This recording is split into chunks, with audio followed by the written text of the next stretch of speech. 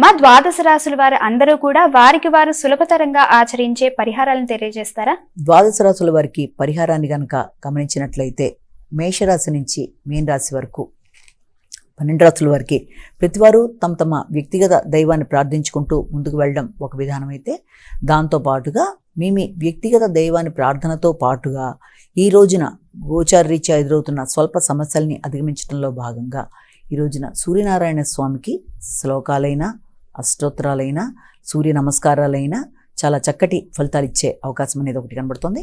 అదేవిధంగా దేవాలయ సందర్శన చేయడానికి అవకాశం ఉన్నట్లయితే తప్పనిసరిగా విష్ణుమూర్తి దేవాలయాలు వెళ్ళినట్లయితే, అదేవిధంగా వెంకటేశ్వర స్వామి దేవాలయాలైనా సరే దేనికి వెళ్ళినా అది చాలా వరకు అనుకూలత, ప్రశాంతతల్ని ఏర్పరచడానికి అవకాశం ఉంటుంది. కాబట్టి అవకాశం ఉన్నట్లయితే మీ వ్యక్తిగత దేవతా ప్రార్థనతో పాటుగా ఈ రోజున తప్పనిసరిగా ఈ యొక్క విష్ణుమూర్తికి సంబంధించిన దేవాలయ సందర్శనతో పాటుగా ఈ యొక్క సూర్యనారాయణ స్వామికి సంబంధించిన శ్లోకాలు, స్తోత్రాలు కనీసం మీ అంతటి మీరు చేసుకోగలిగితే ఆదిత్య హృదయ పారాయణ చేసుకున్నా, దానికి అవకాశం లేకపోతే కనీసం విన్నా, ఏది చేసినా కూడా తప్పనిసరిగా ఆరోగ్యపరంగా అభివృద్ధికరంగా ఉండడం, ఈ చిన్న గోచార రీత్యా ఎదురవుతున్న స్వల్ప సమస్యలను అధిగమించడంలో చేసుకునే ఈ యొక్క పరిహారాల ద్వారా ముఖ్యంగా ఆరోగ్య వృద్ధి, మానసిక స్థిరత్వం, అదేవిధంగా అభివృద్ధి కొరకు మీరు తీసుకునే నిర్ణయాలలో శ్రేయస్సు, అన్ని విధాలుగా కూడా అననుకూలతల్ని అధిగమించే అనుకూలమైన వాతావరణం ఏర్పడడం మొదలైన వాటికి అవకాశం అనేది లభ్యమవుతుంది. కనుక